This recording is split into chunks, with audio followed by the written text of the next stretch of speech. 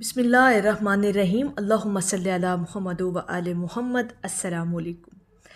درود شریف کا ذکر یعنی نبی اکرم صلی اللہ علیہ وآلہ وسلم کا ذکر ہر کوئی نہیں کر سکتا۔ اس بات کو آج ذرا سمجھیے گا کہ یہ ذکر ہر کوئی نہیں کرتا۔ یہ ذکر عطا ہے میرے اللہ رب العزت کی، یہ مومن کی شان ہے، یہ ذکر، یہ درود پاک، اور یہ ہر کوئی نہیں کر سکتا۔ اب یہ بات یہاں پر سمجھیے گا کہ پھر یہ کون کر سکتے ہیں ذکر؟ حضور نبی علیہ الصلوۃ والسلام کا ذکر، نبی کریم صلی اللہ علیہ وآلہ وسلم کا ذکر اور ان کی یاد کر کون سکتا ہے؟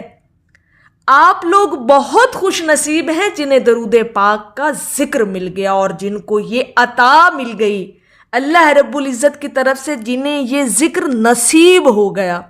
اور جن کو نصیب ہو گیا وہ خوش نصیب ہے، وہ بخت وری کا اس کا اندازہ ہی آپ نہیں لگا سکتے۔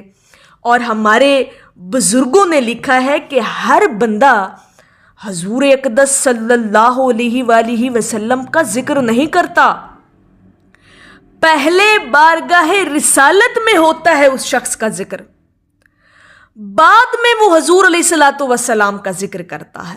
کیا خوبصورت منطق اور لاجک ہے! آپ اس بات کو سمجھیے گا ذرا کہ پہلے اس شخص کی سلیکشن ہوتی ہے بارگاہ رسالت میں، یعنی پہلے آپ کو چنا جاتا ہے وہاں پر، اور پھر آپ کی زبان پر درود پاک کا ذکر جاری کروایا جاتا ہے۔ آپ نہیں کرتے ذکر، یہ کروایا جاتا ہے آپ کی زبانوں پر جاری۔ جب اللہ اور اس کے محبوب کی نگاہ آپ پر پڑ گئی اور آپ کے ساتھ بھلائی کا ارادہ ہو گیا تو پھر آپ کی زبان پر درود پاک کا ذکر جاری کروا دیا جاتا ہے۔ تو پھر آپ خوش نصیب ہیں، آپ اہل درود ہیں، عاشقان رسول ہیں۔ پہلے آپ کی وہاں پر جانچ پڑتال ہو کر آپ کی سلیکشن ہوئی ہے۔ آپ اس چیز پر غور تو کریں، آپ سلیکٹ ہوئے ہیں، لسٹوں میں جو آپ کا نام آیا ہے کہ یہ بندہ میرا ذکر کرے گا، ٹھیک ہے؟ تو پہلے بارگاہ رسالت میں آپ کا ذکر ہوتا ہے، پھر آپ کی زبان پر درود پاک کا ذکر جو ہے وہ جاری ہو جاتا ہے، ٹھیک ہے؟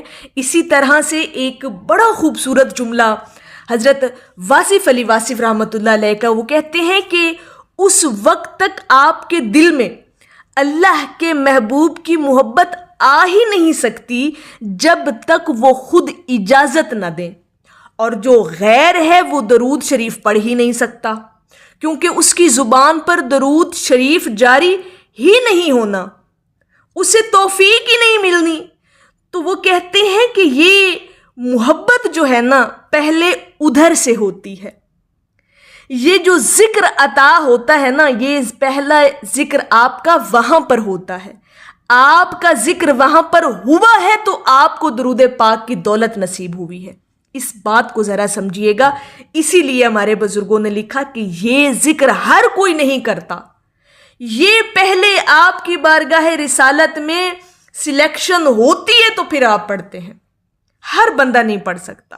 اب آپ یہاں سے اندازہ لگا لیں، آپ مشاہدہ کر کے دیکھ لیں کہ ہزاروں لوگ ہمارے ارد گرد ہوتے ہیں، کبھی کسی سے پوچھ کر تو دیکھیے گا کہ وہ دن میں کتنی مرتبہ اسم محمد صلی اللہ علیہ وآلہ وسلم کا ذکر کرتا ہے، نصیب ہی نہیں ہے۔ اور آپ تو خوش قسمت ہیں، یہ آپ کی بخت وری ہے کہ آپ کو درود و سلام کی توفیق مل گئی، اور یہ توفیق نصیب ہوتی ہے۔ درود پاک کا ذکر یہ عبادت عطا ہے، ہر عبادت آپ اپنی مرضی سے کرتے ہیں، لیکن درود شریف کا ذکر آپ اپنی مرضی سے نہیں کر سکتے، یہ عطا ہے، یہ نصیب میں آپ کے لکھی ہوتی ہے۔ اور سب سے بڑھ کر کہ جب اللہ رب العزت اپنے نبی کی محبوب کی محبت عطا کرنا چاہتا ہو نا، تو پھر اپنے بندے کو سب سے پہلے اپنے محبوب کا ذکر عطا کر دیتا ہے۔ اور ذکر بھی وہ عطا ہوتا ہے کہ پھر جو آپ کو بخت کی بلندیوں پر لے کر جاتا ہے، جو آپ کی دنیا بھی سنوار دیتا ہے، آخرت بھی سنوار دیتا ہے۔ تو اس سے بڑھ کر تو خوبصورت عبادت کائنات کے اندر کوئی نہیں ہے۔ آپ کبھی کر کے تو دیکھیے گا.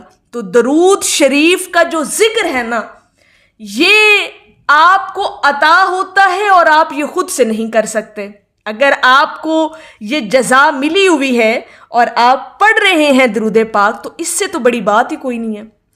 بہت خوش بخت ہیں وہ لوگ کہ جنہیں اسم محمد صلی اللہ علیہ وآلہ وسلم کا ذکر نصیب ہو گیا. تو یہ ذکر ہر کوئی نہیں کر سکتا. آپ اپنے آپ کے اندر دیکھیں، انالیسس کر کے دیکھیں، تو کوئی تو ادا پسند آ گئی نا اللہ اور اس کے محبوب کو آپ کی، کہ آپ کو پھر یہ ذکر نصیب ہو گیا. تو انشاءاللہ تعالی یہ بہت بڑی خوش نصیبی ہے، بہت بڑی کامیابی ہے کہ جنہیں درود پاک پڑھنے کی توفیق ملی ہوئی ہے. اور اس سے بڑھ کر کائنات کے اندر وظیفہ کوئی نہیں ہے کہ جو لوگ درود پاک کی کثرت کرتے ہیں اور اپنی زندگیوں میں درود شریف کو شامل کیے ہوئے ہیں.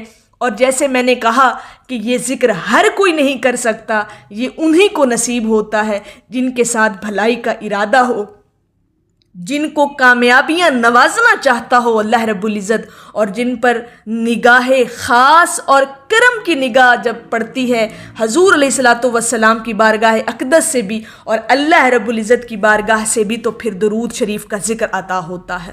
اور جس کو یہ ذکر عطا ہو گیا، میں سمجھتی ہوں کہ دنیا کا کامیاب ترین انسان ہی وہی ہے کہ جسے یہ دولت نصیب ہو گئی، جس کے یہ نصیب کھل گئے کہ جسے درود پاک کا ذکر عطا ہو گیا. تو درود شریف کو اپنی زندگیوں کے اندر اتنا شامل ضرور کر کے جائیے گا کہ آپ کی روحیں جو ہیں وہ بروز محشر اطمینان میں ہوں. اور جس نے کثرت کے ساتھ درود پاک پڑھنا ہے نا، پھر اس کی منزل جو ہے وہ حضور علیہ الصلوۃ والسلام کا قرب ہے.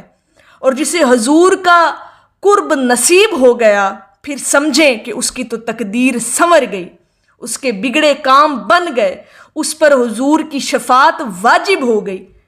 تو اگر یہ چیزیں آپ چاہتے ہیں، اور ہمیں چاہنا بھی یہی چاہیے، ہمیں دنیا سے اور لینا کیا ہے، ہمیں تو اپنی آخرت کو سنوارنا ہے. اور آخرت کو سنوارنے کے لیے ایک ایسا یہ واحد عمل ہے کہ جس پہ کوئی محنت نہیں لگتی، لیکن یہ آپ کی دنیا بھی سنوار دیتا ہے اور آپ کی آخرت کو بھی سنوار دیتا ہے. تو یہ عبادت ضرور اپنی زندگی کے اندر اور اتنی ضرور کر کے جائیے گا کہ روحیں آپ کی سرشار ہو جائیں. میری اللہ رب العزت سے دعا ہے کہ اللہ پاک آپ کو اور مجھے ہر وقت اور ہر سانس کے ساتھ اپنے نبی علیہ الصلوۃ والسلام پر درود پاک پڑھنے کی توفیق عطا فرمائے. آمین یا رب العالمین. اور آخر میں ہے کہ ان کے قدم چوموں گا مل کر غبار میں، اے عشق خاک کر دے مجھے کوئے یار میں. ایک دفعہ محبت سے پڑھ لیجئے صلی اللہ علیہ حبیبہ محمد وآلہ وسلم.